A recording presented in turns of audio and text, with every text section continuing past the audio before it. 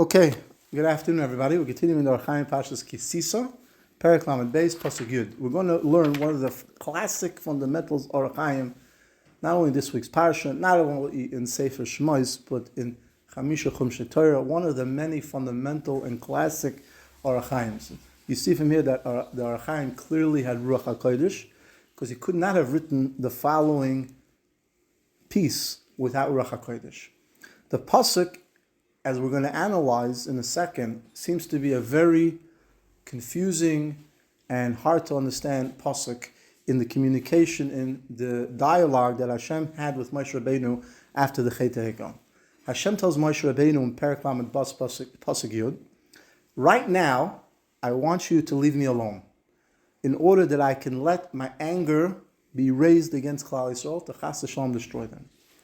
And as a result, I will make you into a great nation.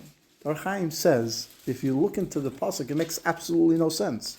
First of all, what does it mean right now? Please leave me alone. What do you mean right now? Right now, why? Number two, Hashem seems to be indicating that Moshe Rabbeinu was withholding Hakadosh Baruch Hu, or preventing Hakadosh Baruch Hu from getting angry, in order to destroy Klal Yisrael. So Hachaim says, what do you mean he was preventing? How come Hashem didn't get angry at the Chet HaEgel? Which means as soon as Klal Yisrael did the Aveira, Hashem should have gotten angry then. It seems that Hashem wasn't angry and didn't get angry because Moshe Rabbeinu was preventing him. How was Moshe Rabbeinu preventing him? Next is, by making Moshe Rabbeinu into a great nation and to replace Klal Yisrael, how does that help the situation? So, in order to understand, we have to know two fundamental ideas. And that is, number one, that Hakadosh Baruch Hu does not bring punishment or tsar on a person without calculating how it will affect other people. Which means that if by causing Ruvain Tsar, it will cause other people who did not deserve to be in Tsar, then Hashem will not do it. Hashem will find another way to do it. HaKadosh Baruch Hu does not bring a tzaddik Tsar. One of the reasons we go to a tzaddik to get bracha is because he's b'tzar when we have a problem, and HaKadosh Baruch Hu doesn't want the tzaddik to be b'tzar. So in order to remove the Tsar from the tzaddik, Hashem has to help us. We know it says, Imi anoichi b'tzara, right? When a group of friends help another person out and they share his pain, that actually helps the individual, not just, emotionally, but actually it helps, that alleviates the din on him, because these people don't deserve to be b'tzar. If chas v'shalom, a person's b'tzar, right? He has to understand that somehow he's affected by it. And that's what we're going to see in the Hachaim. So the Hachaim begins that Moshe Rabbeinu was very nervous. Hakadosh Baruch Hu says to Moshe Rabbeinu, I will make you into a great nation.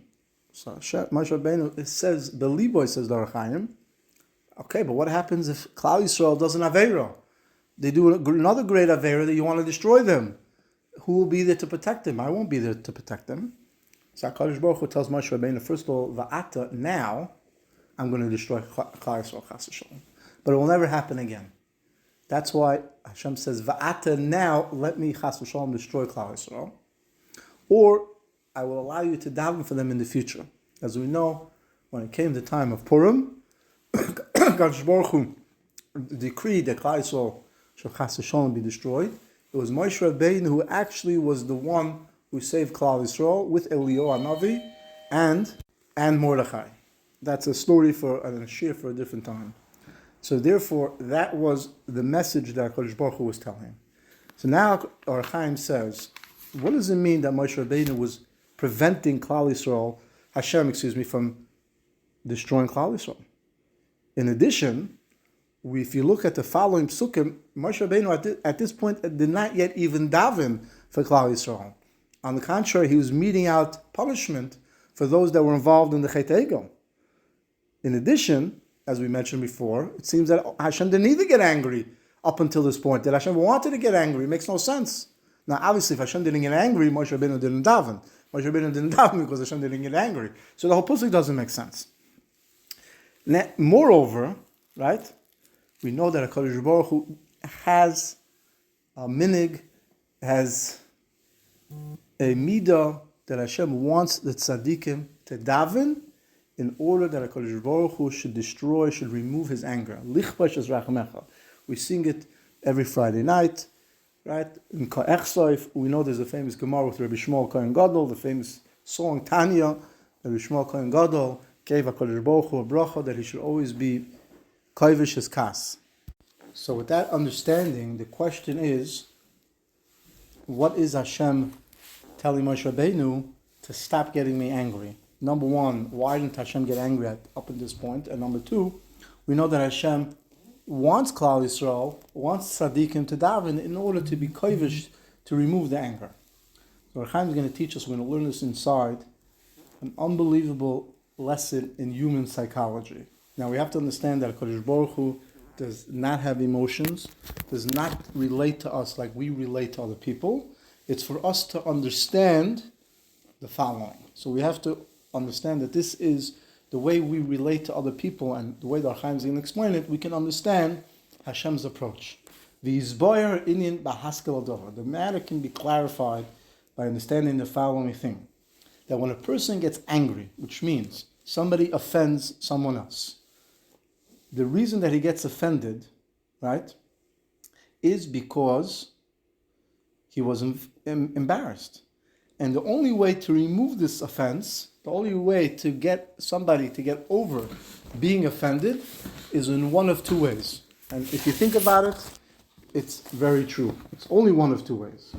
And that is either number one, is you take revenge against the person that offended you. Right? And by taking revenge, you now feel good. Okay, this person learned the lesson. If this person embarrassed me, right, and now people think I'm a nobody, by taking revenge on him, people will see that you don't mess with me. The second is that the person appeases you, right? And the appeasement base is obviously in relation to the offense, to the embarrassment. The more you embarrass somebody, the more you have to appease them, and the more sincere you have to be. And therefore, when Klal Yisrael did this terrible act of the Chet Egel, moreover, which was right after they got the Torah, which we know the Torah calls this Adayin Kala B'chupasoi V'hinei Harol Iznunam, which means that the Kala is still under the chuppah and she's already doing an Aveira, which Klal Yisrael was like the Kala. HaKadosh Baruch Hu had a tremendous feeling of embarrassment, of being insulted. Now again, HaKadosh Baruch Hu has no emotions and no feeling. It's for us to understand what happened as a result of our Aveira.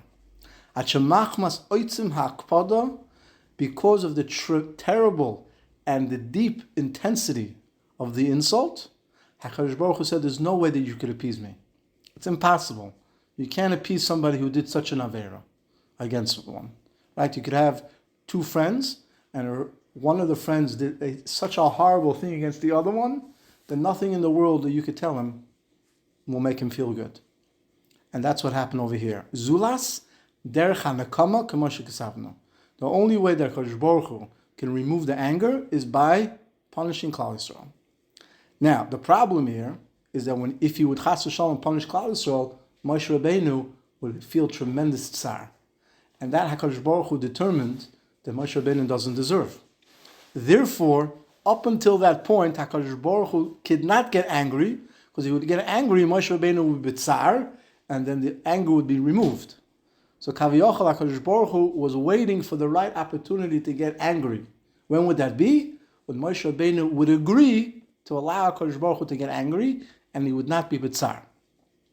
And from here, Moshe Rabbeinu understood the secret, that as long as he prevented HaKadosh Baruch Hu from getting angry, HaKadosh Baruch Hu would not destroy Klal Yisrael. But Moshe Rabbeinu at the same time understood that he was a faithful servant to HaKadosh Baruch Hu, so he had to convince Kaviyachol, so to speak, HaKadosh Baruch Hu to allow himself to be appeased, allow himself to hear the tefillah, and to not destroy Klal Yisrael. And we see from here that HaKadosh Baruch Hu told Moshe Rabbeinu, don't be bitzar, because I will make you into a great nation. Moshe Rabbeinu said, that doesn't help me. And so much so that Moshe Rabbeinu used an unbelievable language, that if you're going to destroy Klal Yisrael, erase me from the Sefer. Which means Moshe Rabbeinu was bitzar, and he was showing HaKadosh Baruch Hu bitzar. And therefore, Moshe Rabbeinu immediately went in the Pasuk Yud Aleph, he started to daven. He understood right now that he had a gateway, an entrance into removing the anger of Hashem. Up until this point, Hashem didn't get angry. Moshe Rabbeinu didn't understand why Hashem didn't get angry, so therefore he couldn't start to daven. Once HaKadosh Baruch Hu told him, I can't get angry because I don't want you to be B'tzar, Moshe Rabbeinu said, I am B'tzar. You can't destroy Klal Yisrael. And then Moshe Rabbeinu understood that the key was now to be Meratza Hashem through Tefillah.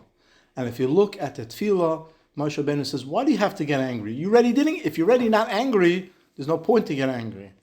And Memela, he davened for Klal Yisrael, and he gave HaKadosh Baruch Hu words of appeasement, words of ritzoi, so much so that HaKadosh Baruch Hu continued and said afterwards, I will remember Klal Yisrael, and the Pasuk says, Vayinochem Hashem ala ra.